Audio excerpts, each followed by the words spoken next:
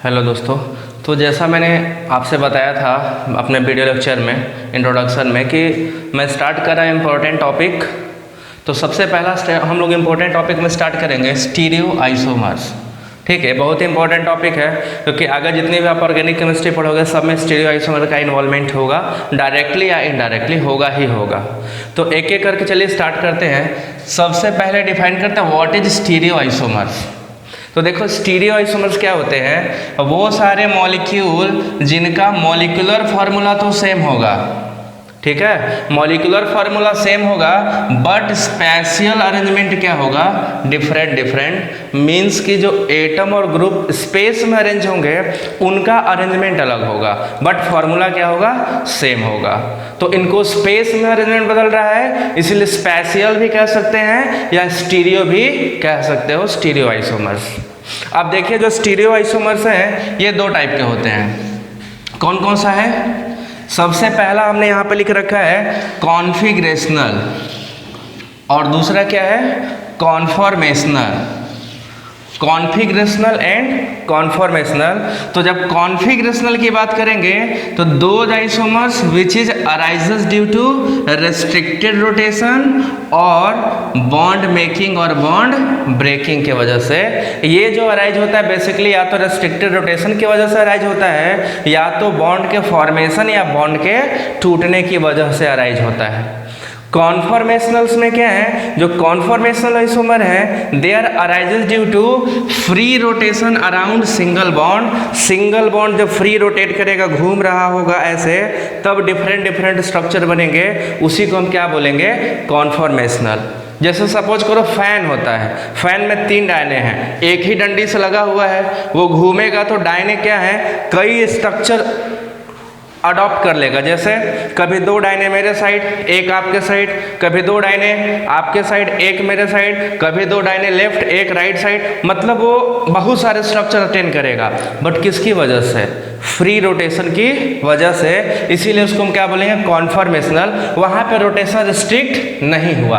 Restrict कैसे होगा, उसी चलते हुए पंखे के बीच में लोहे का रॉड लगा दो, जैसे ही लोहे का रॉड लगाया जाएगा रोटेशन क्या हो जाएगा, स्टॉप कर जाएगा। जहाँ पे रुकेगा अब वो देखो फिक्स होगा, चाहे वो मेरे साइड 2 डायने एक आपके साइड हो, फिक्स होगा, चाहे जस्ट अपोजिट 2 आपके साइड और एक मेरे साइड, बट रोटेशन रुक जाएगा, कॉन्फिगरेशन गेन कर लेगा, उसको कॉन्फिगरेशनल में रखा जाएगा।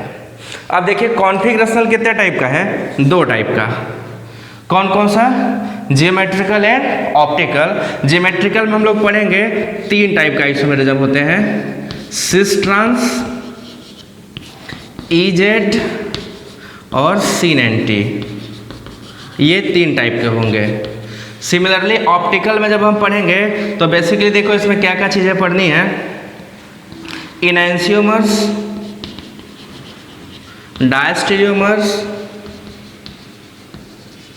मीजो कंपाउंड, इसके अलावा RS, DL एंड एरिथ्रोथ्रियो, ये हमको कॉन्फ़िगरेशन पढ़ना है। इसमें ऑप्टिकल में बहुत सारी बातें होंगी, ये मेन टॉपिक होंगे जिसमें हम लोग डिस्कशन कर रहे होंगे। कॉन्फॉर्मेशन में देखिए, कॉन्फॉर्मेशन हमको साइक्लिक सिस्टम पढ़ने हैं और ओपन चेन सिस्टम पढ़ने हैं। साइक्लिक सिस्टम में क्या क्या पढ़ना है, साइक्लोप्रोपेन, साइक्लोपेंटेन, साइक्लोहेक्सेन, सबसे important cyclohexane and substituted cyclohexane पर डिस्कस करेंगे। ओपन चेन में हमें क्या पढ़ना है, एन ब्यूटेन का, सब्स्टिट्यूटेड इथेन का और नॉर्मल इथेन का। इतनी सारी चीज़ें हमको क्या करनी है, डिस्कस करनी है। ये पॉइंट ऑफ व्यू आपके IIT JEE और नीट के लिए इम्पोर्टेंट है। इस टॉपिक में जब जाएंगे तो ये मोर इम्पोर्टेंट होगा आपका IIT JEM CSIR नेट के लिए, उसमें भी बेसिकली यहाँ से और यहाँ से क्वेश्चन उठाए जाएंगे। तो एक कॉमन टॉपिक है जिसको हम लेकर चलेंगे, कुछ हम बताते चलेंगे कौन सा टॉपिक किस टॉपिक तक के लिए इंपॉर्टेंट है, कहाँ तक हमको किसके लिए पढ़ना है, ठीक है। तो एक जनरल क्लासिफिकेशन है, हम स्टार्ट करेंगे यहाँ से, कॉन्फिगरेशनल में ज्योमेट्रिकल आइसोमेरिज्म से। तो इस टेबल को बनाइए, हम स्टार्ट कर रहे हैं, ठीक।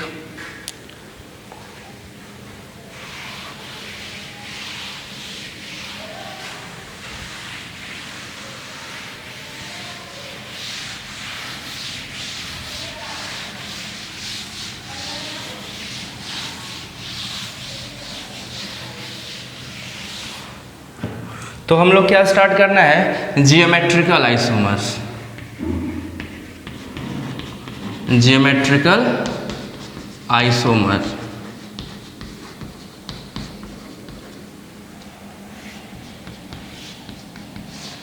देखिए जियोमेट्रिकल आइसोमर जब आएगा तो हम क्या बोलेंगे, सबसे पहले जियोमेट्रिकल आइसोमर होते क्या हैं, तो these are arises due to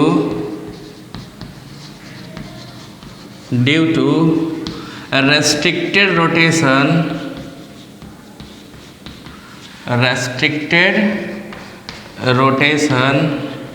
around, देखो किसके किसके around, C double bond C double bond N double bond N and cyclic system, ये इन्हीं 4 सिस्टम अराइज हो सकता है, C double bond C double bond N double bond N और cyclic system में। वैसे तो रेस्ट्रिक्टेड रोटेशन और भी सिस्टम्स में होते हैं, बट वो सब जियोमेट्रिकल आइसोमेरिज्म शो नहीं करेंगे, वो अभी हम आगे डिस्कस करेंगे क्यों नहीं करते हैं। जैसे एल्काइन में भी रेस्ट्रिक्टेड रोटेशन है बट वो GI शो नहीं करेगा, अभी बताते हैं क्यों। अब देखिए इसका मतलब क्या है, एक सिंपल समझिएगा, रेस्ट्रिक्टेड रोटेशन क्यों हो रहा है, रोटेशन में रिस्ट्रिक्शन क्यों आ रहा है। तो अगर हम इस पॉइंट को देखें, ये कार्बन कार्बन सिंगल बॉन्ड है, sp3 कार्बन है, सारे इसके जो ऑर्बिटल हैं हाइब्रिडाइज्ड हैं, ये प्योर सिंगल बॉन्ड है, ये रोटेट कर सकता है। बट अगर हम कोई एल्कीन सिस्टम की बात करें तो एल्कीन में देखिएगा ये आपका sp2 कार्बन होता है और यहाँ पे जो पाई बॉन्ड बना है वो लैटरल ओवरलैप से, साइड वाइज ओवरलैप से बना होता है। तो अगर हम इस कार्बन की बात करें तो अभी sp2 है, अगर आप इस बॉन्ड को फ्री रोटेट कराना चाहोगे तो देखिए ये इससे जुड़ा हुआ है और नीचे भी ये प्योर नहीं घूम पाएगा क्योंकि इन दोनों ने आपस में क्या किया हुआ है, बॉन्ड बनाया है। जैसे सिंपली ऐसे समझ लो, एक लोहे का रॉड ऐसा चल रहा है, ठीक है, आपने ऊपर से एक पुली लगा दिया इस तरीके से, अब ऊपर से पुली घूम रहा है, उसमें एक लोहे का रॉड लगा देंगे तो लोहे का रॉड इसके घूमने को क्या कर देगा, रेस्ट्रिक्ट कर देगा, उसी को हम बोल रहे हैं रेस्ट्रिक्टेड रोटेशन। तो ये जितने भी दिख रहे हैं सब में रेस्ट्रिक्टेड रोटेशन होता है।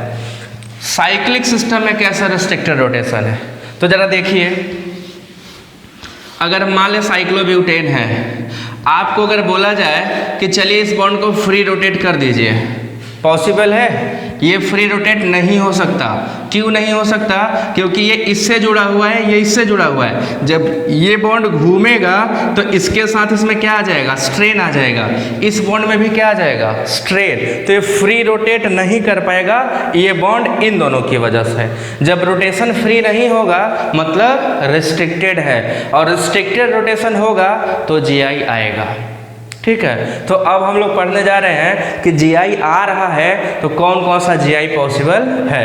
तो एक एक करके पढ़ेंगे। सबसे पहले पढ़ेंगे सिस एंड ट्रांस आइसोमेरिज्म। ठीक, तो ये रेस्ट्रिक्टेड रोटेशन जहाँ होगा वहाँ जियोमेट्रिकल आइसोमेरिज्म आएगा। तो अब हेडिंग डालते हैं सिस ट्रांस आइसोमेरिज्म।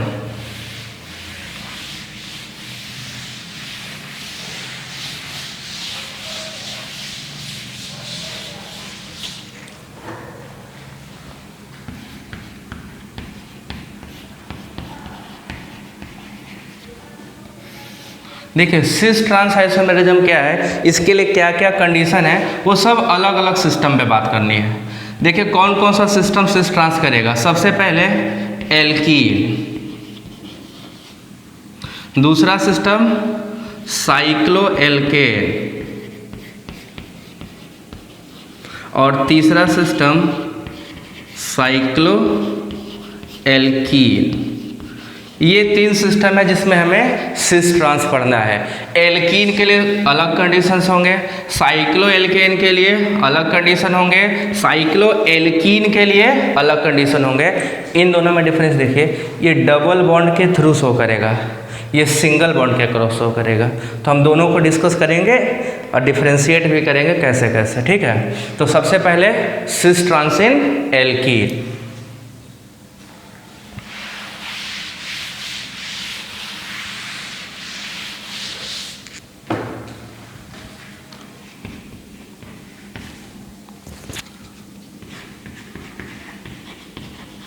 सिस ट्रांसिन एल्कीन।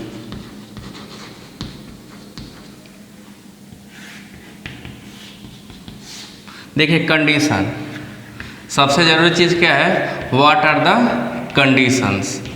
तो कंडीशन में चलिए सबसे पहला कंडीशन जो हमें है, molecule must have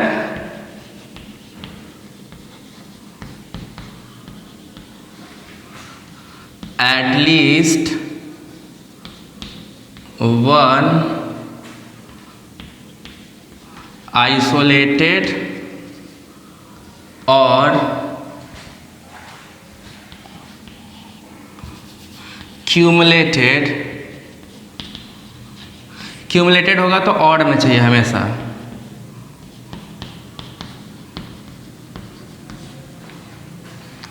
CC double bond, carbon carbon double bond, या तो आइसोलेटेड हो, एक हो, या तो हो तो फिर 3 कॉन्टिन्यूअस हो, 5 कॉन्टिन्यूअस हो, 7 कॉन्टिन्यूअस हो, इवन नहीं होना चाहिए। दूसरा क्या है, at each terminal carbon of alkene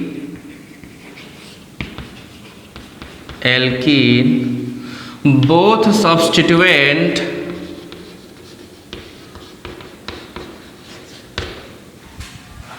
must be different।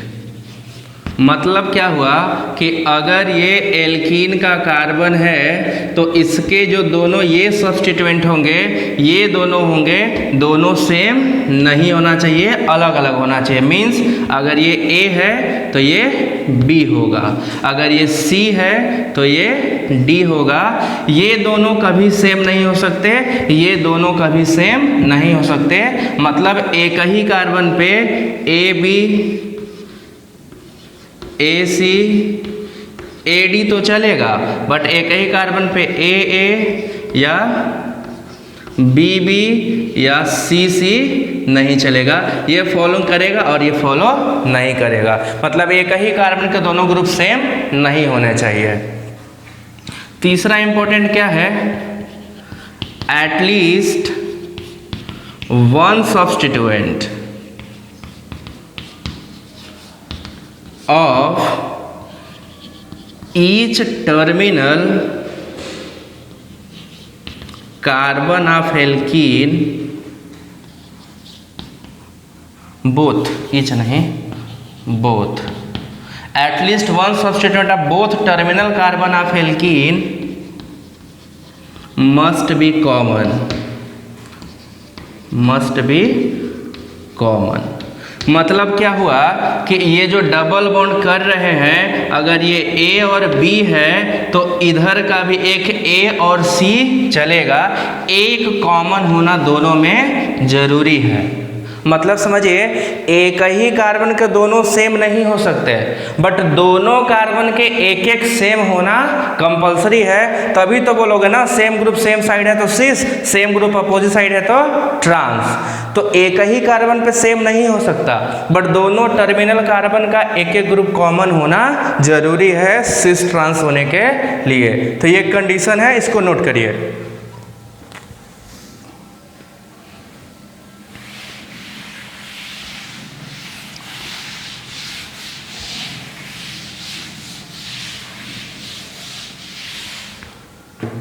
अब सिस कब बोलेंगे, जब कॉमन ग्रुप सेम साइड हो जाएगा। देखिए, सेम ग्रुप सेम साइड हो गया तो सिस बोल दे रहे हैं, और सेम ग्रुप अपोजिट साइड हो जाएगा तो इसको हम लोग ट्रांस बोल देंगे। चाहे ए के रेस्पेक्ट में लो, चाहे इसमें बी के रेस्पेक्ट में लो, तो सिस और ट्रांस। ठीक, अब कुछ देखिए एग्जाम्पल के लिए, कुछ कॉमन नेम है जैसे क्रोटोनिक एसिड, सिनामिक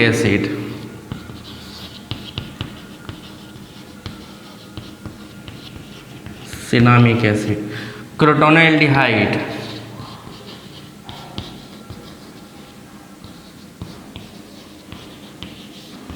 या सिनेमल्डिहाइड, ठीक है। सिनामिक एसिड के CHO लगा दोगे एसिड ग्रुप में तो सिनेमल्डिहाइड। तो क्रोटोनिक एसिड देखिए क्या है, ये CH3CH double bond CH COOH। Cinnamic acid क्या है, PHCH double bond CH COOH। क्रोटोनल्डिहाइड क्या है, CH3CH double bond CH CHO। अगर इसी को हम लोग सिनेमल्डिहाइड बोलेंगे तो बस इसकी जगह PH लगा दोगे तो सिनेमल्डिहाइड हो जाएगा। अब ये देखो तीनों GI शो करेंगे कैसे, अगर इन दोनों H को ऐसे लगा दोगे तो सिस, अपोजिट कर दोगे तो ट्रांस। सिमिलरली इसमें भी देखिए H ये क्या है, A ग्रुप और दूसरा ग्रुप H हो गया AB, इसमें भी AC, तो ABAC शो करेगा। सेम चीज़ यहाँ भी, तो तीनों GI शो करेंगे, ठीक है। मैं कुछ क्वेश्चन दे रहा हूँ, इसका बना लीजिएगा GI आप लोग, कितने का बनेगा कितने का नहीं।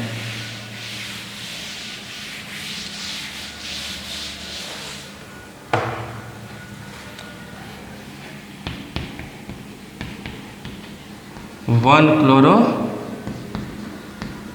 इथीन, दूसरा 1 क्लोरो प्रोपीन, तीसरा 1 क्लोरो 3 फिनाइल प्रोपीन, चौथा 3 फिनाइल प्रोपीन, 3 फिनाइल प्रोपीन, पांचवा 2 मेथाइल ब्यूट 1E, और छठवा 2,3 डाई मेथाइल ब्यूट 2E। इसमें सिस ट्रांस निकालिएगा, कितने में है कितने में नहीं है कमेंट करिएगा, आंसर हम बता देंगे, ठीक। ये सिस ट्रांस इन एल्कीन।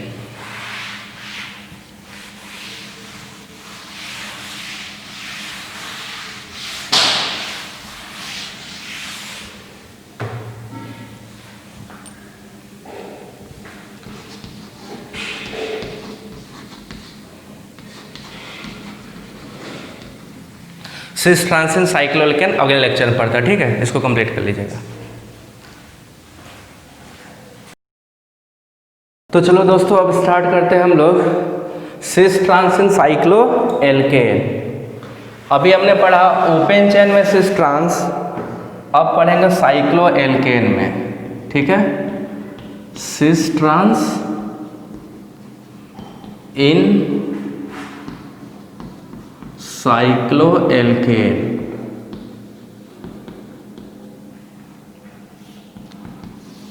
तो सबसे पहले हम लोग बात करेंगे कंडीशंस के, वो क्या कंडीशन होंगे जो सिस ट्रांस आइसोमेरिज्म साइक्लोएल्केन में दिलवाएंगे। तो ठीक है, सबसे पहला इंपॉर्टेंट पॉइंट है at least 2 carbon of the ring, 2 carbon of the ring must be sp3 hybrid। मतलब कि जो रिंग हम यूज करेंगे, चाहे 3 मेंबर लें, चाहे 4 मेंबर लें, चाहे 6 मेंबर लें, जो भी रिंग आप यूज करोगे इसका कोई 2 कार्बन, जरूरी नहीं एडजेसेंट वाले ही हो, एडजेसेंट वाला भी हो सकता है, दूर वाला भी, पूरे रिंग का 2 कार्बन कैसा होना चाहिए, sp3 हाइब्रिड होना कंपलसरी है, एटलीस्ट 2 कार्बन, ठीक।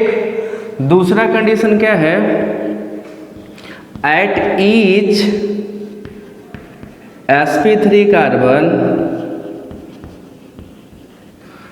2 different substituent, 2 different substituent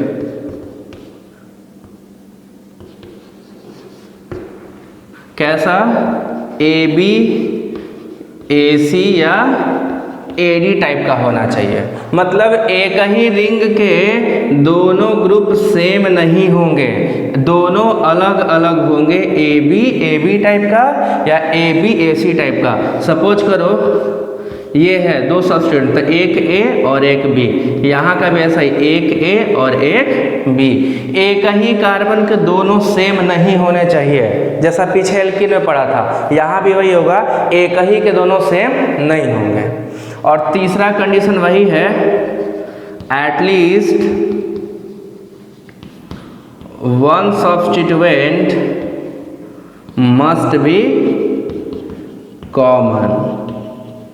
मतलब क्या हुआ कि इन दोनों का एक सब्स्टिट्यूएंट क्या होना चाहिए, कॉमन होना चाहिए एटलीस्ट, ठीक है, तब माना जाएगा कि ये जीआई शो करेगा। तो इसके भी 3 कंडीशन है, 2 कार्बन sp3 होना चाहिए, कोई भी एडजेसेंट का हो सकता है, दूर का हो सकता है, बहुत दूर का, बट उस रिंग में ही होना चाहिए। दूसरा, एक ही कार्बन के दोनों ग्रुप सेम नहीं होंगे, दोनों sp3 कार्बन के एक एक ग्रुप क्या होंगे, मस्ट बी कॉमन होने जरूरी है। ठीक, तो बना डालिए इसको। अब हम लोग देखेंगे एग्जाम्पल्स। ठीक,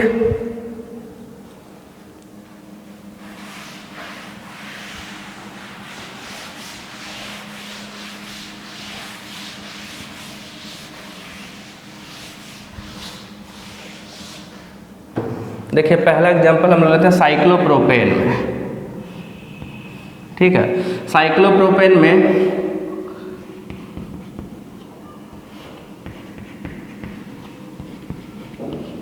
दोनों ग्रुप सेम साइड होगा तो क्या बोलेंगे, सिस, और दोनों ग्रुप अपोजिट साइड होगा तो क्या बोलेंगे, ट्रांस।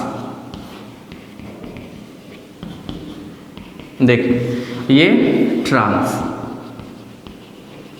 अब इसमें इंपॉर्टेंट क्या है, ये पुराने मेथड से लिखा जाता था, अब जो न्यू ट्रेंड चलेगा वो आपको प्लेन के थ्रू देगा, ऐसे नहीं देगा।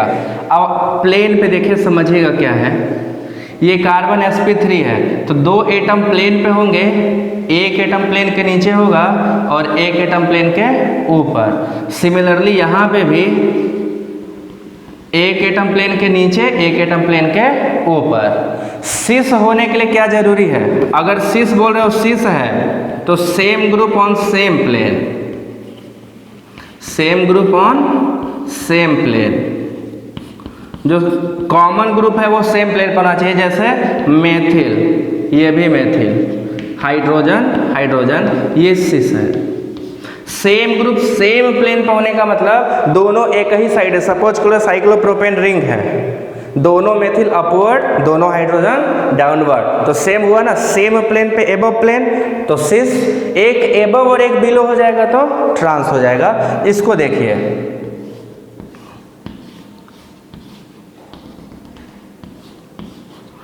इसमें क्या है, एक हाइड्रोजन को नीचे कर दिया, मेथिल को ऊपर, यहाँ पे मेथिल को नीचे कर दिया और हाइड्रोजन को ऊपर। देखिए यहाँ पे सेम ग्रुप अपोजिट प्लेन पे है तो क्या कहलाएगा, ट्रांस। इसको इससे रिलेट करो, ये मेथिल एबव जा रहा और ये मेथिल बिलो जा रहा तो क्या हो जाएगा, ट्रांस कहलाएगा।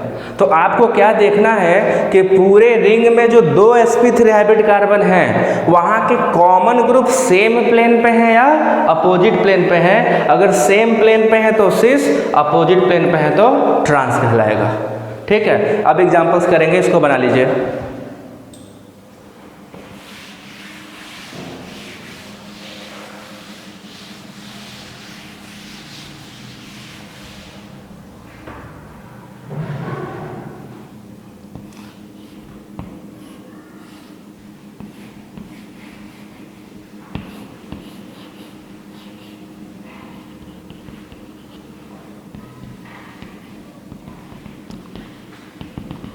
ये कैसा मॉलिक्यूल है भाई, सिस है, क्योंकि दोनों हाइड्रोजन कहाँ पे है, सेम ग्रुप सेम साइड, तो सिस कहलाएगा। ठीक है, अब क्वेश्चन दे रहा हूं, find how many of following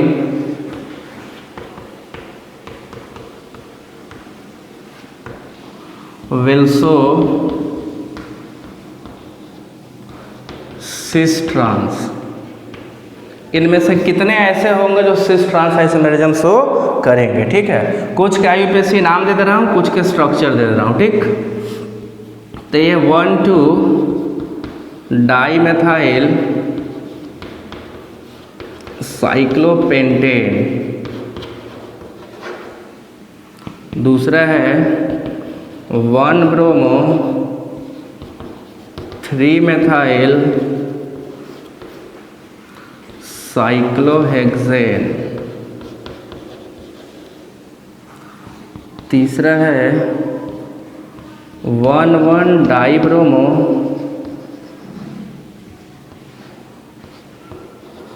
3 methyl cyclohexane, चौथा है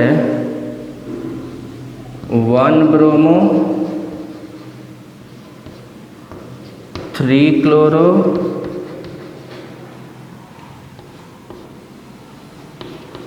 4 मेथाइल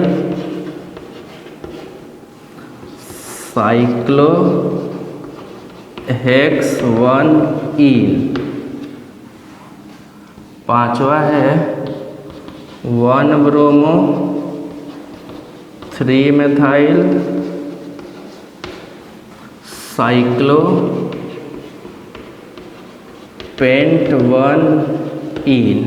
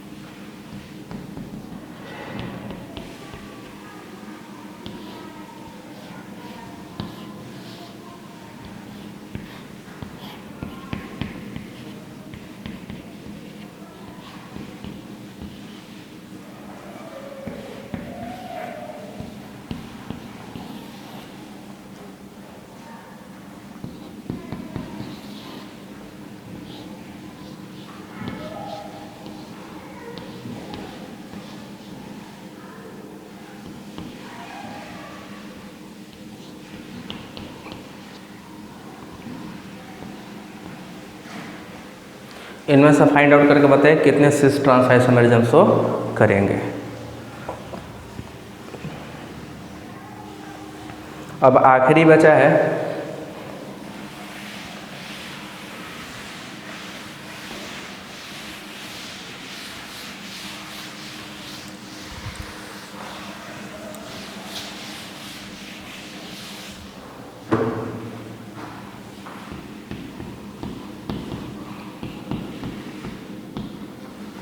सिस ट्रांसिन साइक्लोएल्कीन।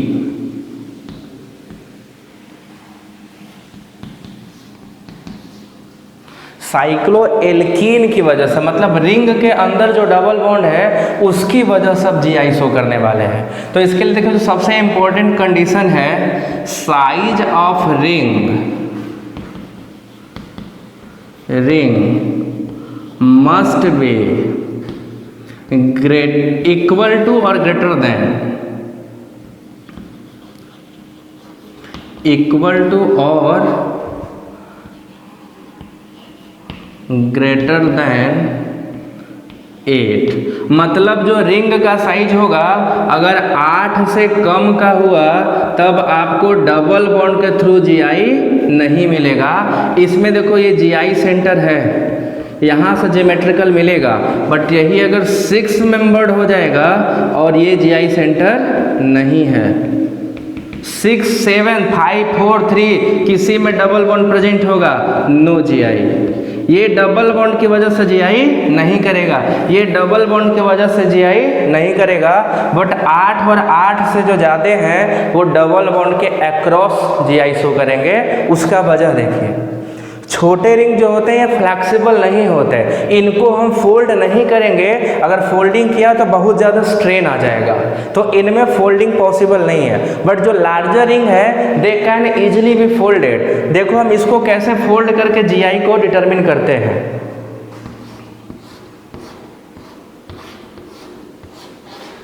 देखिए अगर डबल बॉन्ड यहाँ लगाया तो ये सिस है, क्योंकि दोनों हाइड्रोजन कहाँ होंगे, सेम साइड। ये बॉन्ड डाउनवर्ड डायरेक्ट कर रहा है तो दोनों हाइड्रोजन अपवर्ड डायरेक्ट करेंगे, दिस इज सिस।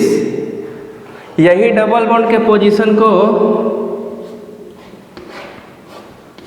अगर आप यहाँ लगा दीजिए तो देखिए ये हाइड्रोजन अपवर्ड मूव कर रहा और यहाँ का हाइड्रोजन डाउनवर्ड मूव कर रहा, ये कौन सा फॉर्म हुआ, ट्रांस, ये सिस।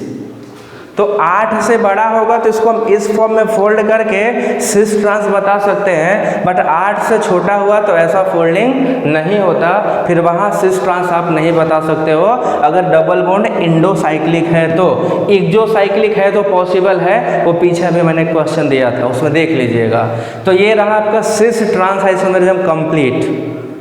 एल्केन में, साइक्लो एल्केन में और साइक्लो एल्कीन में सब के अपने स्पेसिफिक कंडीशन है। अगले क्लास में हम लोग डिस्कस करेंगे EZ नॉमेनक्लेचर ऑफ एल्कीन। ठीक है, तो इसको अच्छे से प्रैक्टिस करिए। इसके क्वेश्चन जैसे ही मैं अपलोड करूंगा उसके नीचे DPP अटैच रहेगा, उसको सब सॉल्व करिएगा।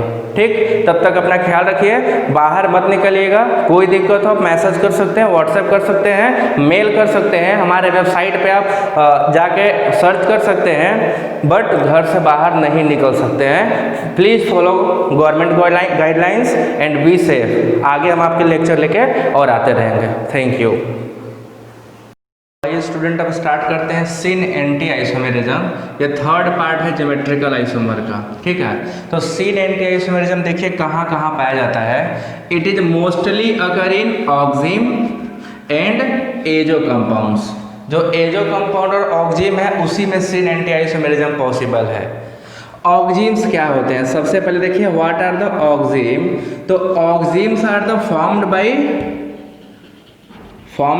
कंडेंसेशन ऑफ किसका condensation, hydroxyl amine plus carbonyl compound. Carbonyl compound में कौन कौन सा, एल्डिहाइड या कीटोन। तो जब हाइड्रोक्सिल अमीन को एल्डिहाइड कीटोन के साथ कंडेंस कर दोगे तो एल्डिहाइड अगर कंडेंस होगा तो एल्डोक्सिम कहलाएगा। देखिए ये पहचाना जाएगा, H होगा तो एल्डिहाइड का होगा, और अगर कीटोन से कंडेंस करोगे तो कीटोक्सिम कहलाएगा। और दोनों की प्रॉपर्टीज अलग अलग होती है, दोनों में कुछ कुछ चीज़ें हैं जो हमें अच्छे से समझना है कीटोक्सिम और एल्डोक्सिम के बारे में। तो आइए सबसे पहले बनाते हैं, प्रिपरेशन कैसे करते हैं ऑक्जिम्स का, फिर देखेंगे कौन से ऑक्जिम सिन एंटी करेंगे, कौन से ऑक्जिम सिन एंटी नहीं करेंगे। उसके बाद देखेंगे कि what are the criteria to show geometrical isomerism in oxime 2। सब में क्राइटेरिया, इसमें भी कुछ ना कुछ क्राइटेरिया होगा ही होगा। तो सबसे पहले प्रिपरेशन ऑफ ऑक्जिम।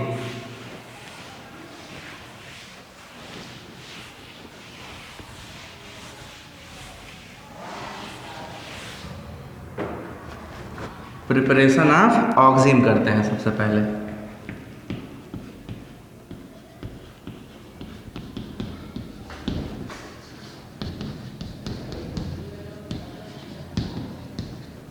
देखिए ऑक्जिम्स कैसे बनते हैं, जब एल्डिहाइड कीटोन को हाइड्रोक्सिल अमीन के साथ कंडेंस कर दिया जाता है। ठीक है, कंडेंस्ड विथ हाइड्रोक्सिल अमीन।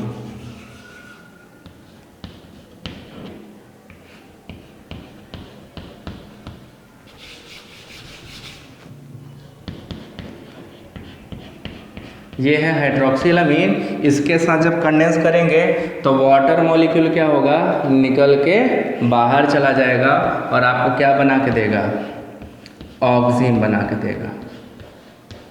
ठीक, ये है ऑक्जिम। तो सारे एल्डिहाइड कंडेंस होकर एल्डिहाइड कीटोन ऑक्जिम बनाते हैं। अब देखिए अगर ये एल्डिहाइड होता तो इसका पक्का स्ट्रक्चर क्या होता, ये कुछ भी हो सकता है। तो इससे बना हुआ ऑक्सीजन क्या कहलाएगा? एल्डिहाइड से बना होगा तो एल्डोक्सिम कहलाएगा। यहाँ पे H होगा, double bond NOH, this is aldoxime. और अगर ये कीटोन होता तो दोनों ग्रुप क्या होते? एक जैसे अलग होते, बट H नहीं होता। और इससे जो बनेगा प्रोडक्ट उसको हम लोग क्या बोलेंगे? कीटॉक्सी।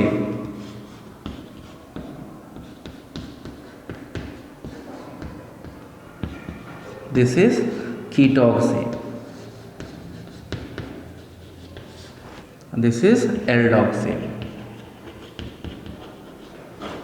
तो अब देखना ये है कि जो सिन एंटी आइसोमेरिज्म है वो सिर्फ एल्डोक्सिम शो करते हैं, कीटॉक्सिम सिन एंटी नहीं शो करता। ठीक है, तो क्यों नहीं करता, इसके पीछे का रीजन देखिए क्या है।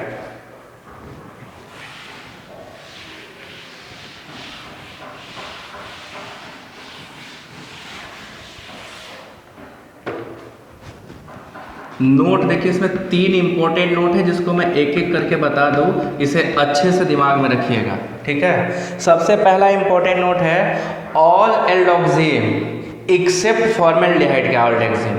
ठीक है, जो फॉर्मेल्डिहाइड बनाएगा ऑक्सिम उसको छोड़ के सारे एल्डोक्सिम ज्योमेट्रिकल आइसोमर शो करते हैं। पहले ज्योमेट्रिकल आइसोमर, ठीक है ना, ऑल एल्डोक्सिम except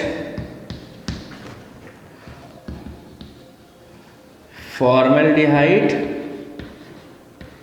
प्लस हाइड्रोक्सिलामीन का, इनसे जो बना होगा एक्सेप्ट फॉर्मेल्डिहाइड प्लस हाइड्रोक्सिलामीन का जो ऑक्सिम बनेगा, सो जीआई ज्योमेट्रिकल आइसोमेरिज्म शो करते हैं। देखिए फॉर्मेल्डिहाइड का जो ऑक्सीजन बनाओगे उसमें क्या दिक्कत है कि ये दोनों H क्या होंगे? सेम हो जाएंगे। तो अगर आपने फॉर्मेल्डिहाइड लिया है और ये दोनों एटम सेम हो गए तो कभी भी जीआई नहीं मिलेगा, नो जीआई। इसीलिए फॉर्मेल्डिहाइड का कभी शो नहीं करेगा। अदर एल्डिहाइड के सारे जितने अदर एल्डिहाइड है वो सब शो कर रहे हैं, और उन्हीं को सिन और एंटी बोलते हैं। देखिए सिन कब बोलेंगे और एंटी कब बोलेंगे? अगर कार्बन का H और नाइट्रोजन का OH सेम साइड रहा तो सिन कहा जाता है। ठीक, और अगर अपोजिट साइड रहा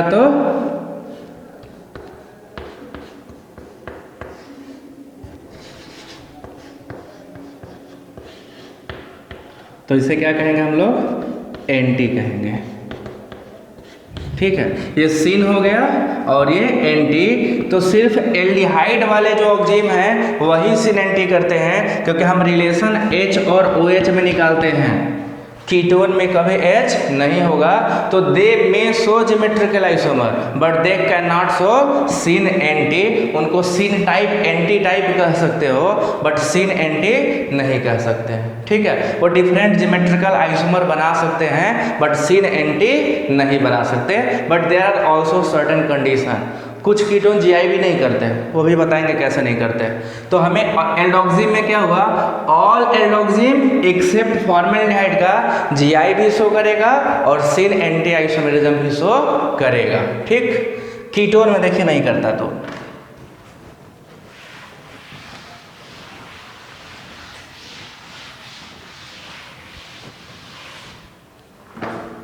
क्या नोट है इसके लिए?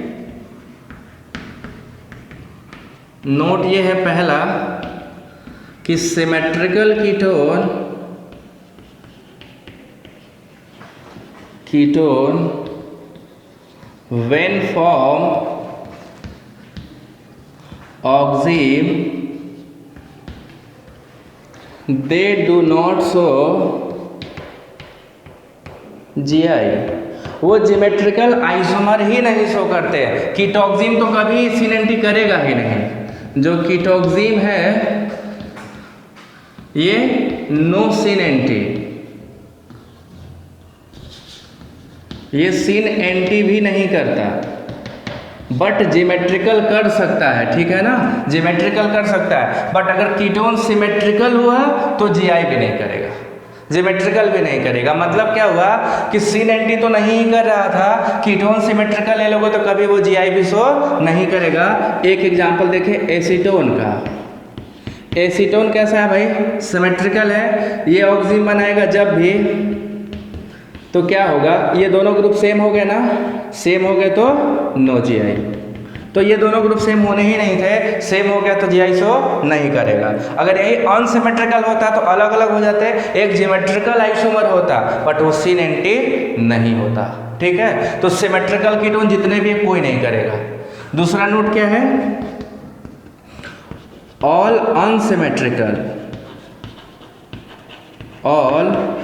अनसिमेट्रिकल कीटोन when form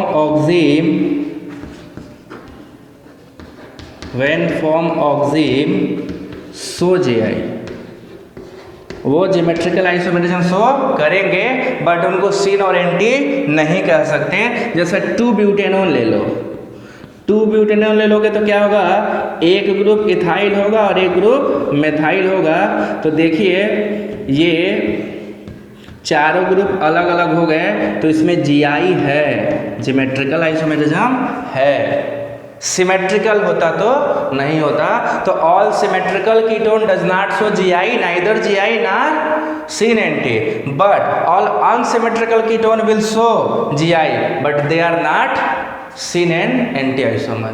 तो ये कॉन्सेप्ट है, इस पर मैं क्वेश्चन दे रहा हूँ, बता के आइएगा कि कितने सारे करेंगे कितने सारे नहीं करेंगे।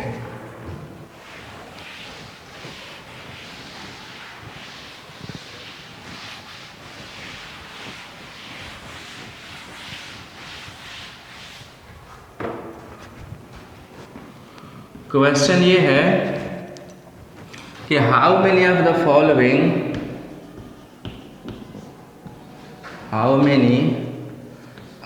Following ketone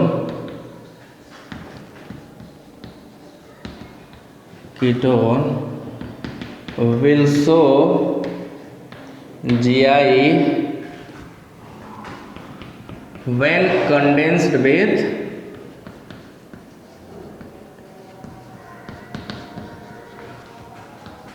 हाइड्रोक्सिलामीन। जब हाइड्रोक्सिलामीन से कंडेंस करेंगे तो इसमें से कितने ऐसे कीटोन होंगे जो जिमेट्रिकल आइसोमेरिज्म शो करेंगे। एक एक करके शुरू करते हैं। 2-ब्यूटेनॉन, दूसरा है 3-पेंटेनॉन,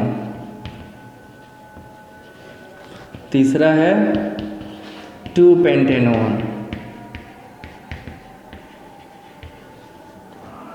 चौथा 2-मेथाइल 3-पेंटेनॉन, पांचवा 4-मेथाइल साइक्लोहेक्सेनोन, छठा 2-मेथाइल साइक्लोहेक्सेनोन,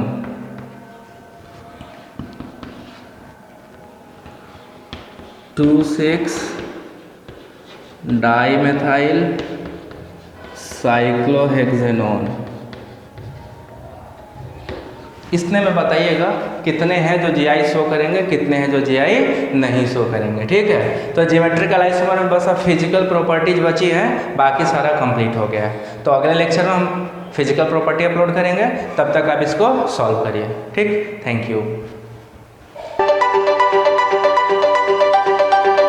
हेलो स्टूडेंट्स, तो पिछले क्लासेस में हम लोग स्टार्ट किए थे ज्योमेट्रिकल आइसोमर, उसमें सिस ट्रांस खत्म हो गया था। दूसरा पोर्शन उसका हम लोग स्टार्ट करेंगे ईजेड कॉन्फ़िगरेशन। देखिए ईजेड कॉन्फ़िगरेशन की ज़रूरत क्यों हमको है। ठीक है, ई का मतलब होता है इंटेजन और जेड का मतलब होता है जूसमैन। तो इंटेजन मतलब opposite side which means trans type, और जूसमैन मतलब same side that is means cis type.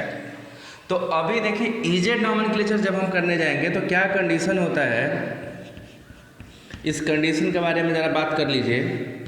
तो अभी तक हम लोगों ने पढ़ा था कि एक ही कार्बन के दोनों ग्रुप सेम नहीं होने चाहिए, ए बी टाइप का होना चाहिए। अगर सिस ट्रांस चाहिए था तो इन दोनों में एक कॉमन होना जरूरी था, एक कोई कॉमन हो जाता तो चलता। बट ई जेड के लिए क्या है, चारों सब्स्टिट्यूएंट क्या होना चाहिए, डिफरेंट। ये ए बी तो ये क्या होगा सी डी। अब देखिए ए बी सी डी हो जाएगा तो क्या है कि आप ये नहीं बोल पाओगे सिस है या ये ट्रांस है, क्योंकि कोई सेम ग्रुप सेम साइड है नहीं। तो जब चारों सब्स्टिट्यूएंट डिफरेंट होते हैं, all four substituents are different, उस केस में हमें क्या निकालना होता है, ईजेड कॉन्फ़िगरेशन निकालना होता है। ठीक है, तो ईजेड कॉन्फ़िगरेशन निकालने के लिए देखिए क्या जरूरी है, हमें क्या करना है, प्रायोरिटी सेट करनी है चारों ग्रुप की। प्रायोरिटी रूल हम लोग पढ़ेंगे, इसी को CIP रूल भी कहा जाता है, अभी बस आ रहा है। हमें प्रायोरिटी सेट करनी है इन दोनों में जिसकी प्रायोरिटी हाईएस्ट होगी, ठीक है, उसको हम लोग क्या कर देंगे, सर्किल कर देंगे। और वैसे ही इन दोनों में जिसकी प्रायोरिटी होगी उसको भी क्या करेंगे, सर्किल कर देंगे। अगर दोनों सर्किल सेम साइड आया तो सिस टाइप हुआ, जिसको हम क्या बोलेंगे, जेड आइसोमर है। बट अगर दोनों प्रायोरिटी अपोजिट साइड आ गई, जैसे हमने मान लीजिए कि स्फीयर किया और ये आपका इधर चला आया, दोनों किधर हो गए, अपोजिट साइड, तो ये ट्रांस टाइप मतलब ई हो जाएगा। तो हमें क्या है कि सेट करनी है प्रायोरिटीज, और प्रायोरिटीज सेट करने के लिए हमें प्रायोरिटी रूल को पढ़ना पड़ेगा, CIP रूल को पढ़ना पड़ेगा। तो ईजेड कॉन्फ़िगरेशन कब अप्लाई करते हो, जब चारों सब्स्टिट्यूएंट क्या होते हैं, इंटायरली डिफरेंट होते हैं, चारों अलग अलग होंगे तो ईजेड का हम लोग यूज करेंगे। अब ईजेड में भी क्या करना, कब ई कब जेड, तो जब दोनों स्फीयर जिनको किया है, जिसकी प्रायोरिटी ज़्यादा है उसको स्फीयर करिए, दोनों कार्बन पे अगर स्फीयर वाले एटम सेम साइड आ गए तो सिस टाइप का मतलब जेड आइसोमर होगा, और अपोजिट साइड चले गए तो ट्रांस टाइप का मतलब ई आइसोमर होगा। तो सबसे मेन इंपॉर्टेंट तो यही बात है कि हम लोग प्रायोरिटी कैसे डिसाइड करेंगे, किसकी हाई है और किसकी लो है, इसीलिए हमें क्या पढ़ने की ज़रूरत है, प्रायोरिटी रूल या CIP रूल। तो हम लोग पहले यही डिस्कस करेंगे, CIP रूल और प्रायोरिटी रूल।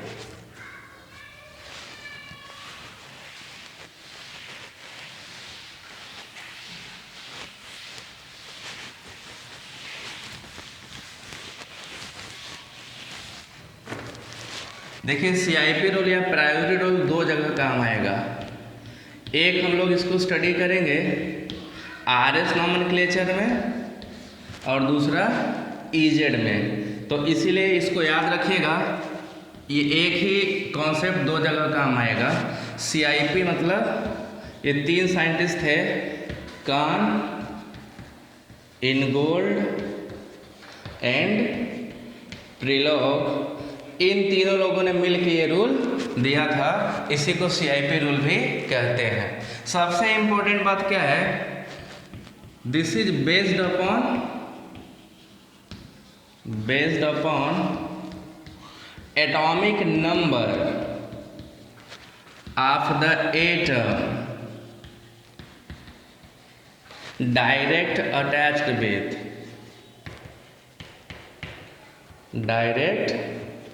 अटैच्ड विथ किसके साथ, stereo centre.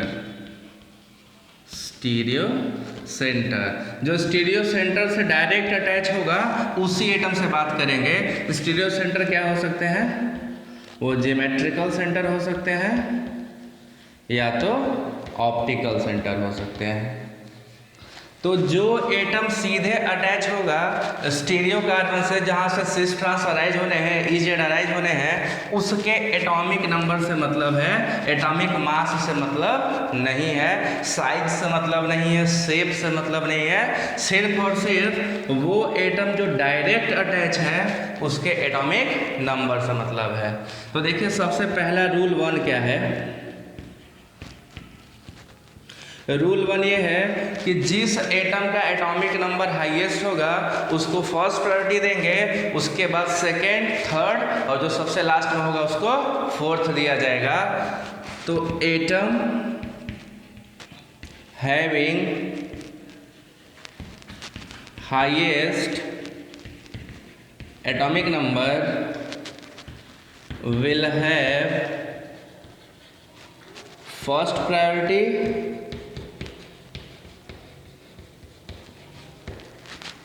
and so on। मतलब ऐसे ही दो, जो उससे कम होगा उसको सेकेंड, जो उससे भी कम होगा उसको थर्ड, जो सबसे कम होगा उसको फोर्थ प्रायोरिटी देंगे। अब देखिए फर्स्ट प्रायोरिटी, जैसे मान लीजिए कि हेलोजन है, तो हेलोजन में आयोडीन का एटॉमिक नंबर सबसे ज़्यादा होगा, फिर ब्रोमीन का, फिर क्लोरीन का, फिर फ्लोरीन का। तो ये फर्स्ट प्रायोरिटी का है और ये फोर्थ प्रायोरिटी का है।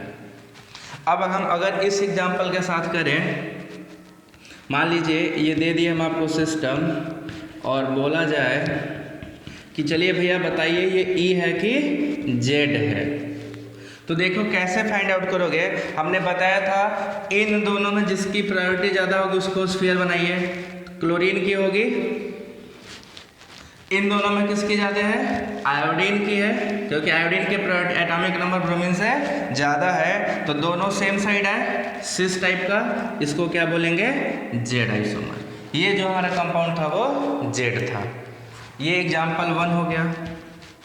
ऐसे एग्जाम्पल 2 में देखिए, अगर आपको दिया जाए फ्लोरीन OH NH2 और मेथाइल, तो फ्लोरीन एटॉमिक नंबर 9 है तो इसकी प्रायोरिटी फर्स्ट होगी, ऑक्सीजन की 8 है तो सेकेंड होगा, नाइट्रोजन का 7 है तो थर्ड होगा, और कार्बन का 6 है तो इसकी फोर्थ प्रायोरिटी सबसे लीस्ट होगी।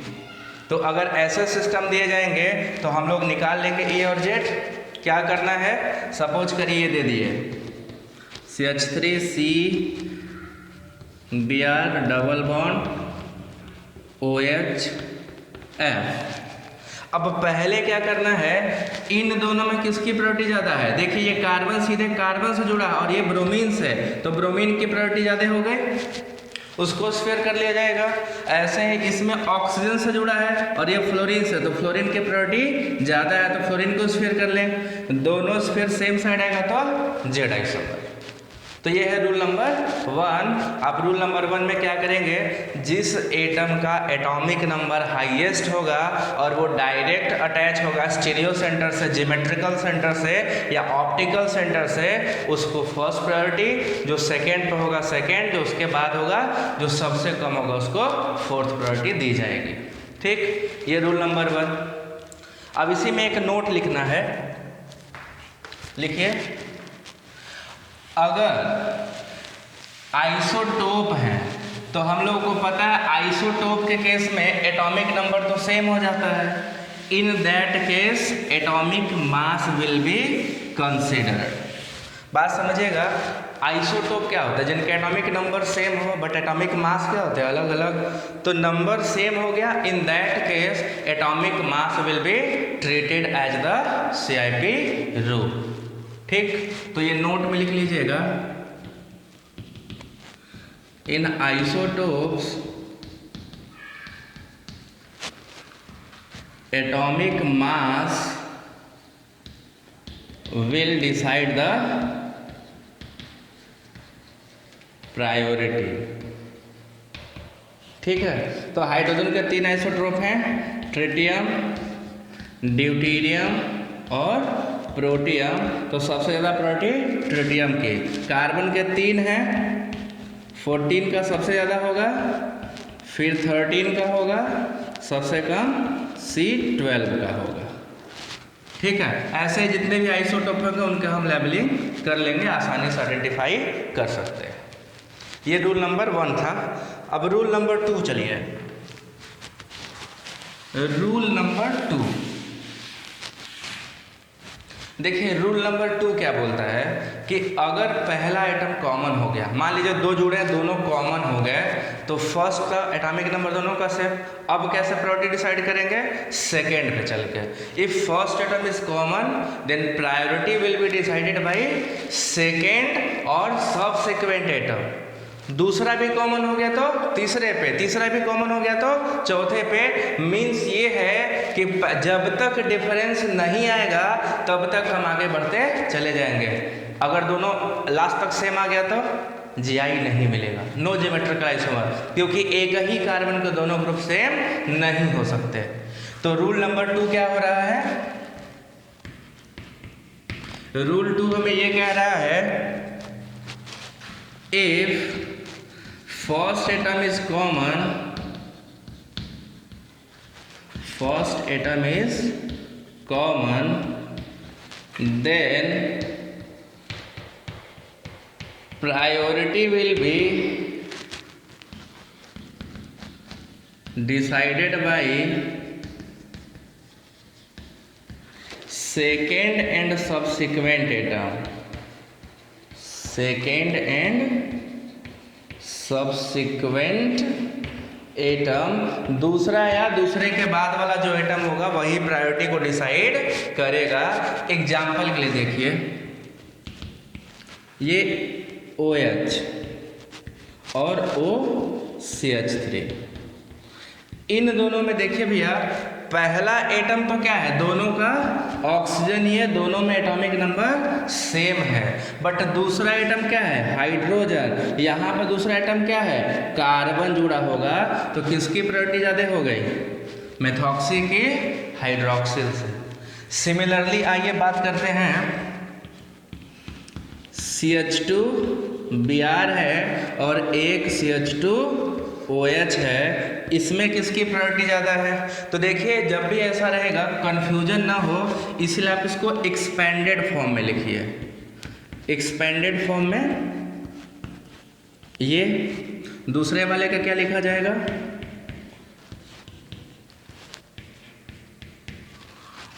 अगर ठीक है सबसे पहला एटम क्या है? कार्बन है, इसमें भी कार्बन है, उसके जस्ट बाद जिसका एटॉमिक नंबर हाईएस्ट होगा उसे ही कंपेयर करना। ये मत करना सर यहाँ तो हाइड्रोजन है, यहाँ भी हाइड्रोजन है, यहाँ हाइड्रोजन है, यहाँ भी हाइड्रोजन है, ऐसी बेवकूफ़ियत नहीं करिएगा।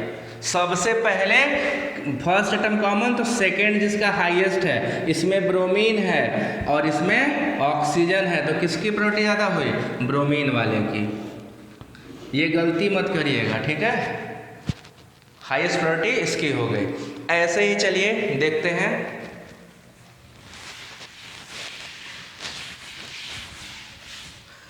प्राइमरी, सेकेंडरी और टर्सरी कार्बन में। टर्सरी कार्बन की जो प्रायोरिटी है वो सबसे हाई होगी, फिर सेकेंडरी कार्बन की होगी, फिर प्राइमरी कार्बन की होगी, सबसे खराब मेथिल का होगा। तो अब देखिए कैसे, टर्सरी में क्या होगा, एक जो कार्बन है वो 3 अलग अलग कार्बन से जुड़े होंगे। सेकेंडरी में क्या होगा, एक हाइड्रोजन होगा और 2 कार्बन से जुड़ा होगा। प्राइमरी में क्या होगा, 2 हाइड्रोजन होगा और 1 कार्बन से जुड़ा होगा।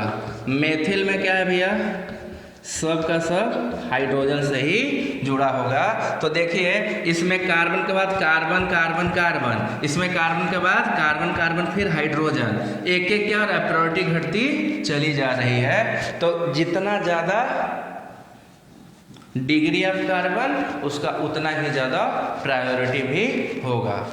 तो ये रूल नंबर 2 में। इसमें आइए एग्जाम्पल कर लेते हैं EZ का।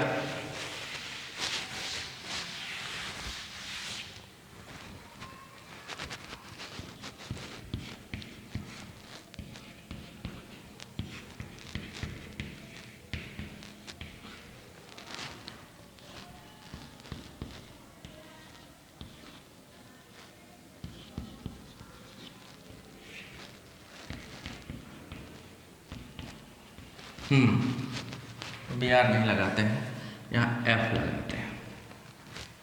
देखिए सबसे पहले हम क्या करेंगे, इन दोनों में डिसाइड करते हैं किसकी प्रायोरिटी ज़्यादा है। तो देखिए यहाँ से देखेंगे तो कार्बन से जुड़ा है, यहाँ भी कार्बन से जुड़ा है, दूसरा इसमें आएंगे तो ये ऑक्सीजन है और इसमें फ्लोरीन है, तो किसकी प्रायोरिटी ज़्यादा हो गई? इसकी प्रायोरिटी हायर है। इन दोनों में बात करेंगे तो ये पहला कार्बन से जुड़ा है, इसमें ऑक्सीजन से, तो यहाँ तो सोचना ही नहीं, ऑक्सीजन का एटॉमिक नंबर ज़्यादा है, तो ये भी कैसा निकला? Z isomer. सिमिलरली और एग्जाम्पल करते हैं।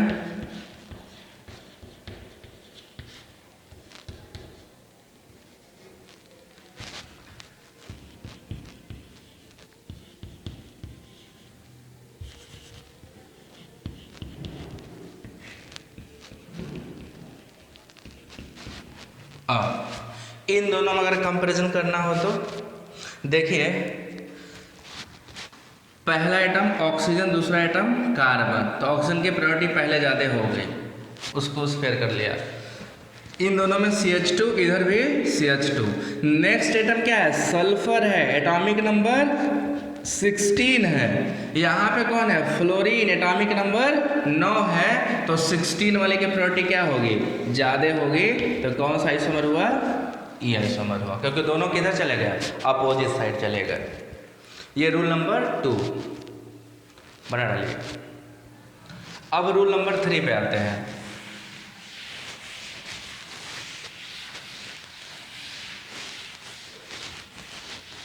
देखिए रूल नंबर 3 क्या है?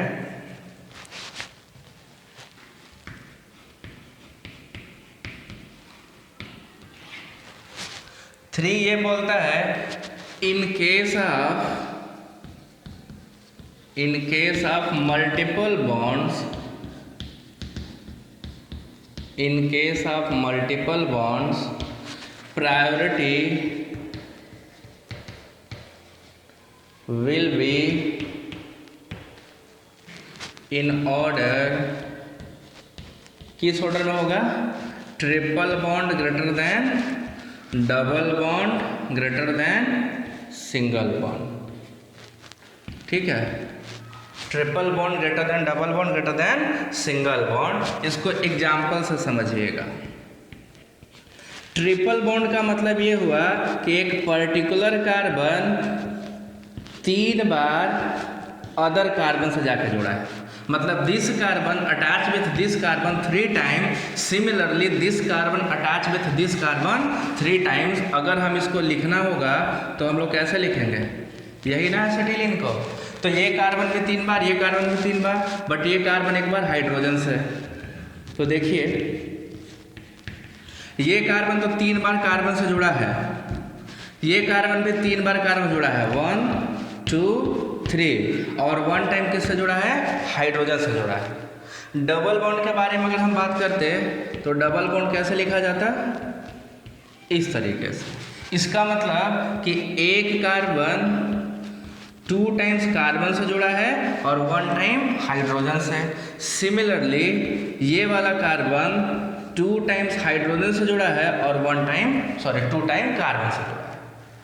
ठीक, अब अगर सिंगल बॉन्ड लिखते तो सिंगल बॉन्ड मतलब CH2 CH3, मतलब क्या हुआ कि ये कार्बन 2 टाइम हाइड्रोजन से जुड़ा है, 1 टाइम कार्बन से। सिमिलरली ये कार्बन इस कार्बन से 1 टाइम और 3 टाइम्स हाइड्रोजन से। तो आप देखिए जब कंपेयर करेंगे तो कार्बन के बाद कार्बन फिर कार्बन फिर कार्बन, यहाँ कार्बन के बाद कार्बन फिर हाइड्रोजन, तो ये इससे ज़्यादा हो गया। इसमें कार्बन, इसमें भी कार्बन, इसमें भी कार्बन, बट इसमें हाइड्रोजन, तो ये ज़्यादा हो गया। ठीक, बढ़ा डालो।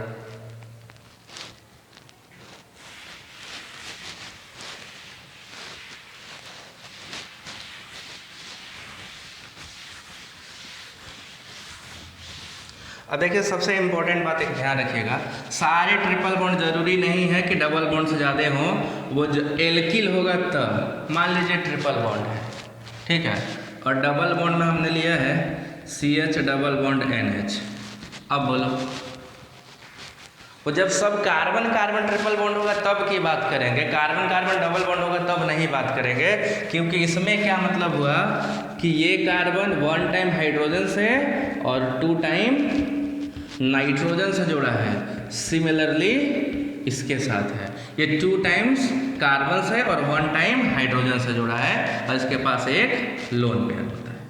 तो यहाँ तो हर बार कार्बन ही कार्बन आता ना,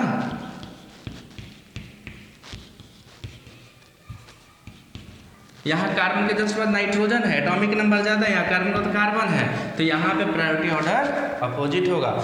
सेम एटम होंगे, कार्बन कार्बन होंगे, कार्बन कार्बन ट्रिपल बॉन्ड तो ट्रिपल बॉन्ड की जाता है, कार्बन कार्बन डबल बॉन्ड से, तो कार्बन कार्बन सिंगल बॉन्ड से।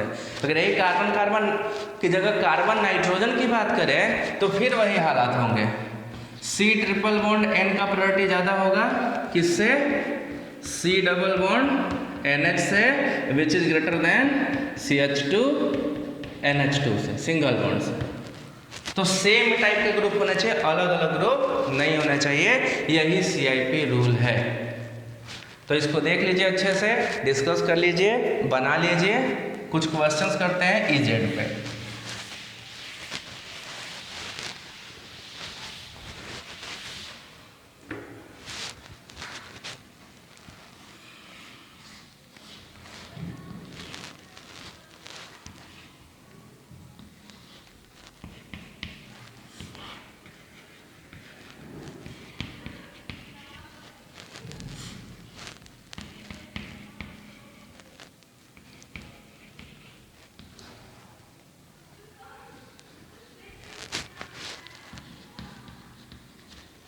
इसमें बताना है कौन सा सेंटर, ये सेंटर क्या है और ये सेंटर क्या है।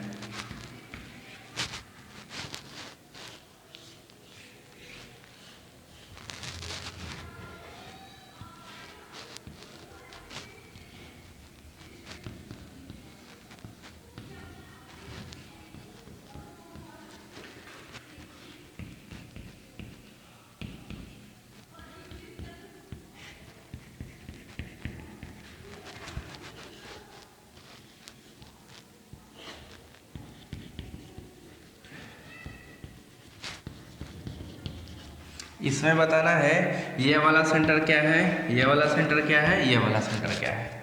ठीक, तो चलिए पहले इसको निकालते हैं। देखिए इधर साइड Br, इधर मेथिल, तो इसका स्फीयर कहाँ जाएगा? ऊपर जाएगा। ठीक, इसके बाद इसमें आइए, यहाँ से कार्बन अटैच है, यहाँ भी कार्बन, यहाँ कार्बन के बाद क्लोरीन है, बट यहाँ कार्बन के बाद ब्रोमीन है, तो ये स्फीयर कहाँ आएगा? इस साइड आएगा। मीन्स कि ये दोनों अपोजिट हो गए तो ट्रांस टाइप का और ट्रांस टाइप का ईटा आता है। अब बारी उसकी है, तो इसमें करेंगे तो सबसे पहले क्लोरीन और ये कार्बन, तो क्लोरीन की प्रायोरिटी ज़्यादा हो गई। इन दोनों बात करेंगे तो फ्लोरीन की, मतलब ये दोनों भी अपोजिट है तो ये भी ई टाइप का होगा। ठीक, इसकी बात करी जाए तो देखो इथाइल क्या है? प्राइमरी और मेथिल सिंगल का है, तो ये आपका ज़्यादा प्रायोरिटी ये हो गया। इन दोनों में क्लोरीन की ही प्रायोरिटी ज़्यादा होगी, तो ये तो अपना जेड हो गया। इसमें बात करी जाए, यहाँ पे कार्बन, यहाँ भी कार्बन, कार्बन के बाद क्लोरीन, बट यहाँ कार्बन के बाद ऑक्सीजन, तो इसकी प्रायोरिटी अभी भी ज़्यादा है। इन दोनों में बात करें, कार्बन कार्बन, कार्बन के बाद हाइड्रोजन, कार्बन के बाद नाइट्रोजन, तो इसकी प्रायोरिटी ज़्यादा, तो ये कैसा हो गया? सिस टाइप, मतलब जेड। फिर इसकी बात करी जाए तो यहाँ पे C के बाद F है, यहाँ डायरेक्ट F है, तो F को स्फीयर, और इसमें C, यहाँ पे N, तो N को स्फीयर, मतलब ये अपोजिट साइड है तो E हो गया। तो यही EZ निकालना है। ठीक है, अब क्वेश्चन ये है C2FClBrI, ये क्वेश्चन आ चुका है प्रीवियस ईयर में, तो इसके बताने हैं टोटल GI कितने होंगे, टोटल नंबर ऑफ GI कितना होगा, बस यही बताना है। तो उसको निकाल कर हमको बता दीजिएगा। ठीक, तो EZ पूरा खत्म हो गया, यही तक था। अगले क्लास हम लोग सिन और NT स्टार्ट करेंगे, तो इतना आप पूरा प्रिपेयर कर लीजिए। इसके DPP अब हम आज अटैच करेंगे पूरे ज्योमेट्रिकल का, सिस ट्रांस और EZ तक का। ठीक, चलो ठीक है।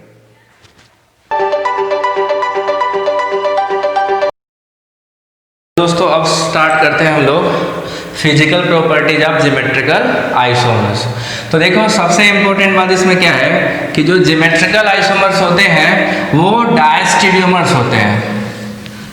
Geometrical isomers are diastereomers and diastereomers must have different physical property.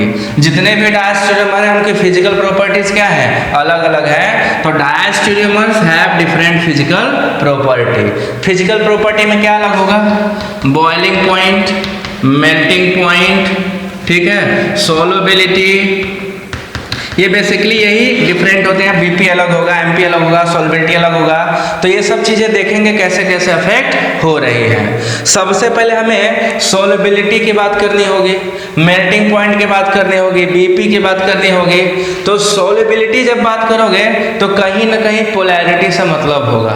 Molecule जितना ज्यादा पोलर होगा वाटर में उतना ज्यादा सॉल्युबल होगा। सॉल्बिलिटी अगर किसी चीज की हाई है तो आसानी से बॉयल नहीं करेगा। आसानी से बॉयल नहीं करेगा मतलब बॉइलिंग पॉइंट ज्यादा है। तो कुल मिला के बात क्या है, सॉल्युबिलिटी पता कर लें। सॉल्युबिलिटी पता करने के लिए उसके अंदर पोलैरिटी पता कर लें। तो पोलैरिटी बताने के अपने पास कौन सा फैक्टर है, डाइपोल मोमेंट। डाइपोल मोमेंट क्या होता है, it is measure of polarity in covalent bonds. Covalent bond में कितनी पोलैरिटी है वो डाइपोल से पता चल जाएगा। मॉलिक्यूल हाईली पोलर है जब डाइपोल हाई होगा, मॉलिक्यूल कम पोलर है जब डाइपोल कम होगा। Dipole is represented by mu. जो डाइपोल मोमेंट उसको म्यू से रिप्रेजेंट करते हैं। एक्चुअली में डाइपोल मोमेंट होता क्या है, it is the product of magnitude of charges and internuclear distance between opposite charge. जो चार्ज क्रिएट होगा उसके मैग्नीट्यूड पे डिपेंड करेगा। हाई मैग्नीट्यूड होगा तो डाइपोल बढ़ने की संभावना है। दोनों चार्जेस के बीच का डिस्टेंस जितना ज्यादा होगा उतना ही ज्यादा पोलैरिटी आएगी, उतना ही ज्यादा डाइपोल आएगा। इसको रिप्रेजेंट करते हैं म्यू से। इसका जो यूनिट है वो डिवाई होता है। तो हम लोग देखेंगे डाइपोल मोमेंट, यहाँ पे क्वांटिटेटिव नहीं निकालना, हमको क्वालिटेटिव निकालना है। क्वांटिटेटिव आपको पीरियोडिक टेबल में पढ़ाया जाएगा, वहां पे निकालते हैं पोलैरिटी कोवेलेंट बॉन्ड में कितना है, आयनिक कैरेक्टर, कोवेलेंट कैरेक्टर, तो वहां बात करेंगे। यहां चलिए देखते हैं डाइपोल कैसा अफेक्ट हो रहा है। ठीक है, तो डाइपोल मोमेंट चलिए शुरू करा जाए।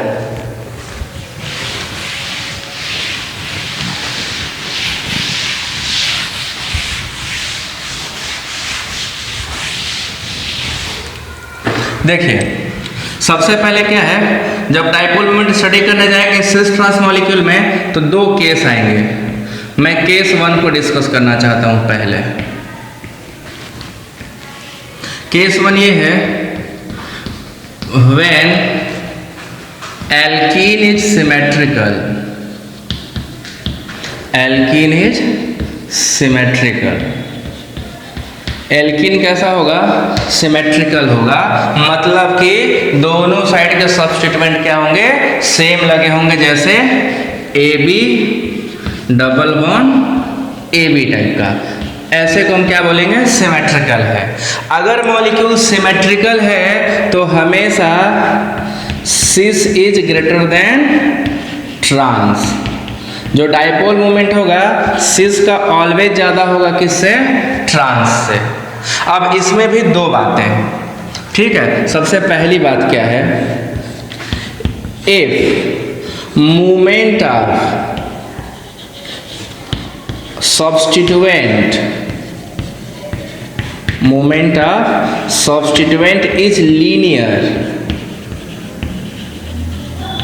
जो सब्स्टिट्यूएंट लगे हैं ए बी, अगर इनका मूवमेंट लीनियर हुआ तो क्या होगा, in that case mu cis is greater than mu trans, but trans is equal to 0। जो ट्रांस का म्यू होगा वो हमेशा क्या होगा, 0 के बराबर। देखिए लीनियर मूवमेंट शो करने वाले कौन कौन से हैं, मेथिल आपका लीनियर शो करेगा, हैलोजन्स आपके लीनियर शो करते हैं, नाइट्राइल जो है आपका लीनियर मूवमेंट शो करता है। तो लीनियर मूवमेंट जिन जिन एटम्स का होगा उनके ट्रांस का डाइपोल हमेशा 0 होगा। फॉर एग्जांपल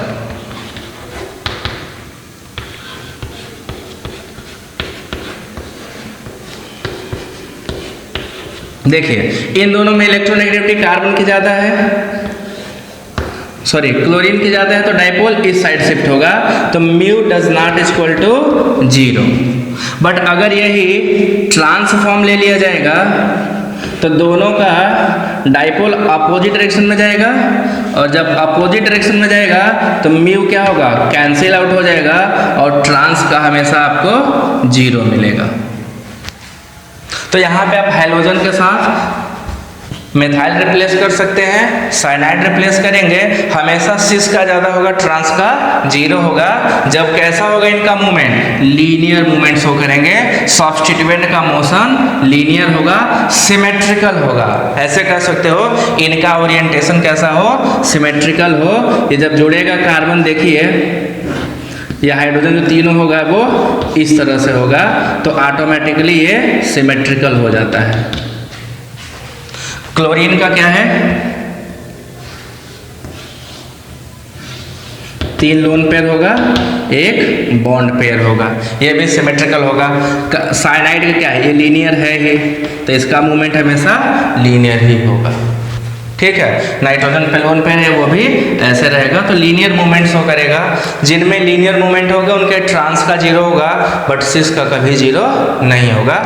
ये केस 1 में ए था। अब B,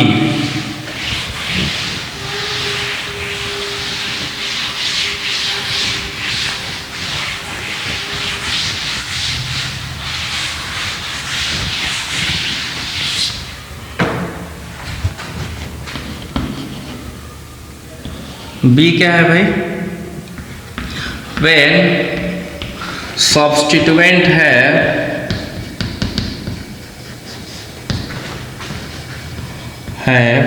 non linear movement.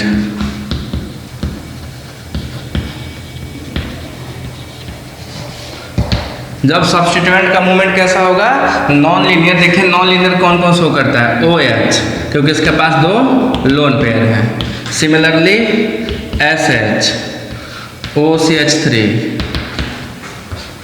COOH, ये सबके पास क्या है, नॉन लीनियर मूवमेंट है। तो नॉन लीनियर मूवमेंट होने की वजह से म्यू सिस तो ज़्यादा होगा, बट म्यू ट्रांस 0 नहीं होगा। ठीक है, तो कुछ न कुछ तो डाइपोल उसमें रह ही जाएगा। For example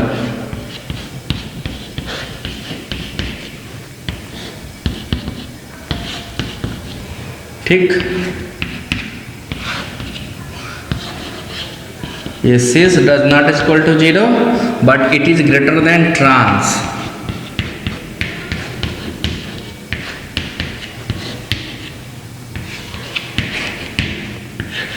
but this is also not equal to 0, क्योंकि इसमें लोन पेयर का मूवमेंट जो होगा वो डाइपोल को 0 नहीं होने देगा। तो इस केस में हमेशा सिस का ज्यादा होगा ट्रांस से, but trans does not equal to 0। ठीक, ये केस 1 की बात थी। अब केस 2 के बारी आती है।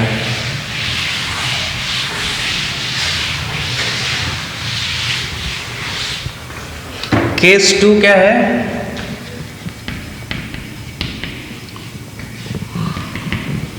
when alkene is unsymmetrical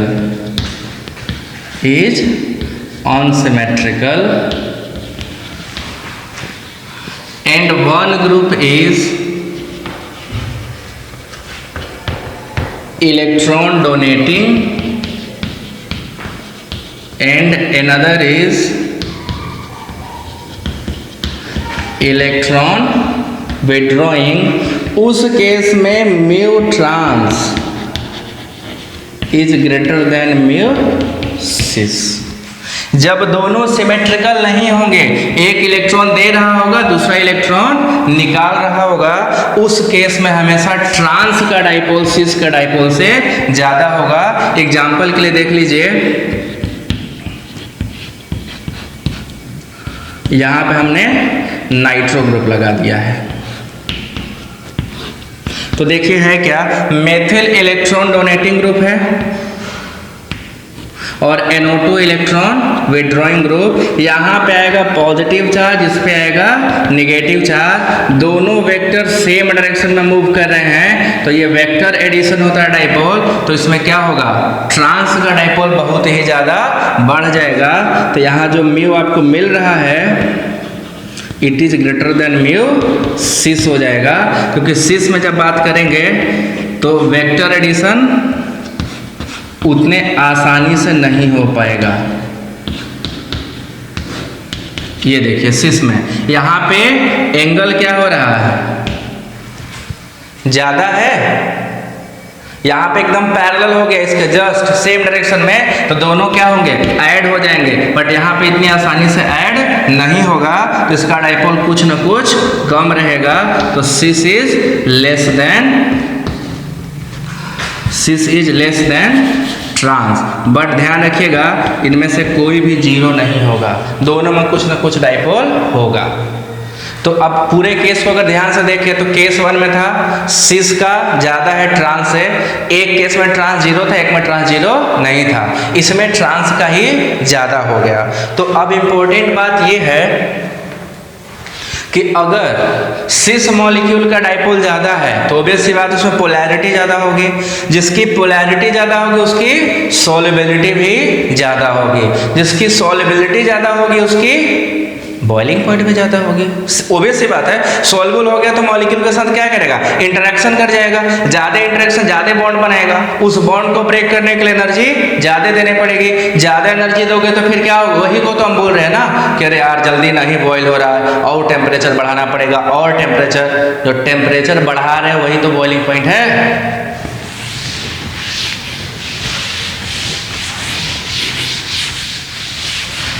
तो डाइपोल मोमेंट हो गया। तीसरा जो हमें पढ़ना है वो सॉल्युबिलिटी है। तो सॉल्युबिलिटी में अब बस कुछ नहीं करना है, जितना ज़्यादा पोलैरिटी उतना ज़्यादा सॉल्युबिलिटी।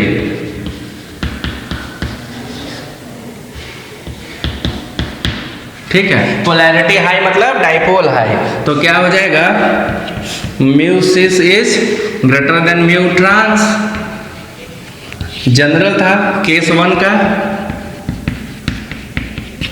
तो यहां पे भी क्या हो जाएगा, सिस की सॉल्युबिलिटी ग्रेटर देन ट्रांस की सॉल्युबिलिटी। ठीक, केस 1 के लिए। केस 2 की बात करेंगे तो जस्ट उल्टा हो जाएगा। केस 2 में म्यू ट्रांस ज़्यादा था म्यू सिस से, तो वहीं पे हो जाएगा trans is greater than cis solubility के टर्म में। ठीक है, सॉल्युबिलिटी हाई है तो बॉइलिंग पॉइंट भी ज़्यादा हो जाएगा उसी के अकॉर्डिंग।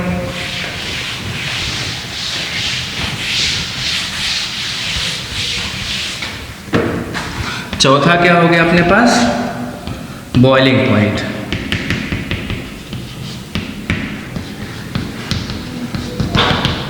देखिए बॉइलिंग पॉइंट क्या है, सॉल्युबिलिटी हाई है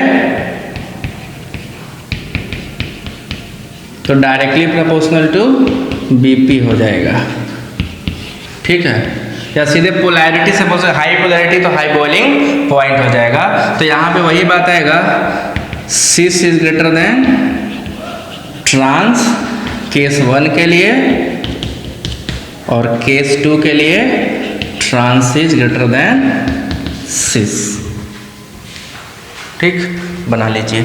ये सारी प्रॉपर्टी अभी तक सिस का ज़्यादा था, ट्रांस का कम था।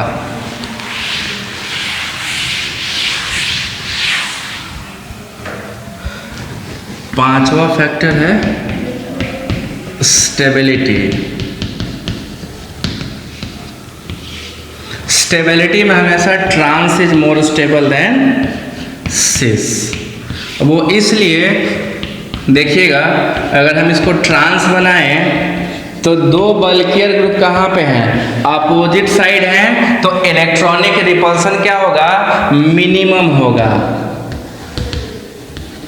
Minimum electronic repulsion. तो जहाँ पर रिपल्सन मिनिमम होगा वहाँ पर स्टेबिलिटी ज़्यादा होगी। और अगर यही सिस लेते तो देखो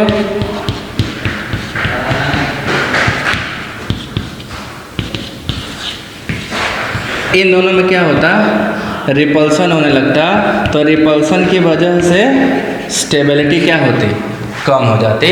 तो trans is always more stable than cis. ठीक, नेक्स्ट पॉइंट सॉल्युबल स्टेबिलिटी के बाद छठा जो है फैक्टर वो है मेल्टिंग पॉइंट। मेल्टिंग पॉइंट, देखिए मेल्टिंग पॉइंट भी ट्रांस का ज़्यादा होता है। ट्रांस इज ग्रेटर देन सिस। ये इस वजह से होता है क्योंकि इसमें क्लोज पैकिंग है। क्लोज पैकिंग होने से हाई डेंसिटी हो जाती है। हाई डेंसिटी होने से ऑटोमेटिकली अगर डेंस हाई है तो इंटरमॉलिक्यूलर फोर्सेस क्या होंगे, स्ट्रॉन्ग हो जाएंगे। Strong inter molecular force. और जिसमें स्ट्रॉन्ग इंटरमॉलिक्यूलर फोर्स होगा उसको आसानी से मेल्ट नहीं कर पाओगे। क्यों नहीं कर पाओगे, कोई मजबूत पत्थर लो, एकदम भर दो डब्बे को बहुत कस के, ज़्यादा टाइट हो उसको मेल्ट करो। एक नॉर्मल प्लास्टिक लो उसको मेल्ट करो, जो बहुत ही कॉम्पैक्टली पैक्ड होगा वो जल्दी मेल्ट नहीं करेगा because of strong intermolecular force. Weak molecular force की बात नहीं है, स्ट्रॉन्ग मॉलिक्यूलर फोर्स की बात है। अब जरा एक डब्बे से समझ लो। चलो एक डब्बा दे दिए तुमको, बस अभी तक तो लड्डू अब पाते आए हो, अब डब्बा पाओगे। रूल बदल रहा है, पहले कॉलेज स्कूल में क्या मिलता था, लड्डू मिलता था, बट अब डब्बा मिलता है। कई लोग तो डब्बे के लिए स्कूल जाते हैं ना। देखिएगा, अगर मॉलिक्यूल ट्रांस दिया जाएगा आपको, तो ट्रांस का मतलब क्या है भाई, ऐसा कुछ। सिस दिया जाएगा तो ऐसा कुछ। तो इसमें अगर ट्रांस देंगे तो जरा ट्रांस को भरिए। ट्रांस भरेंगे तो ये मॉलिक्यूल ऐसे भरेगा। देखो पैक करते चले चलो। डब्बा मिला है, भर के मिलेगा तो ज़्यादा अच्छा है, खाली मिलेगा तो कम मज़ा आता है। अब देखो इसमें जो पैकिंग हो रही है, ज़्यादातर जो स्पेस है वो पूरा मॉलिक्यूल ऑक्यूपाई कर दे रहा है। सिस में जरा भर के देखिए बाबा, या इतना ही बड़ा डब्बा अगर सिस का देते तो ऐसे भरते क्या।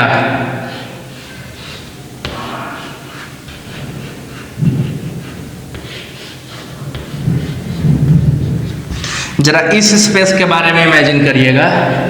ये तो बेचारा खाली रह गया ना, वेकेंट है।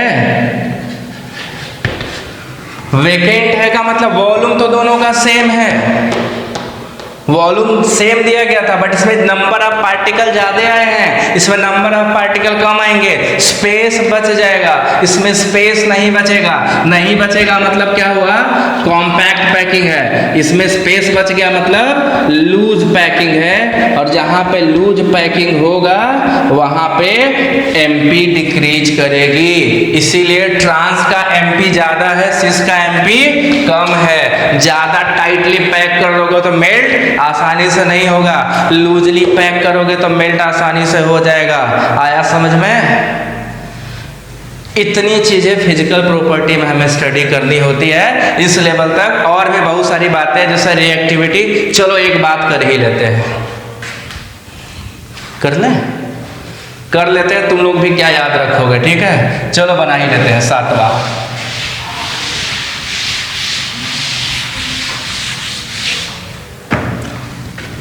रिएक्टिविटी के बारे में बात करने वाला था मैं।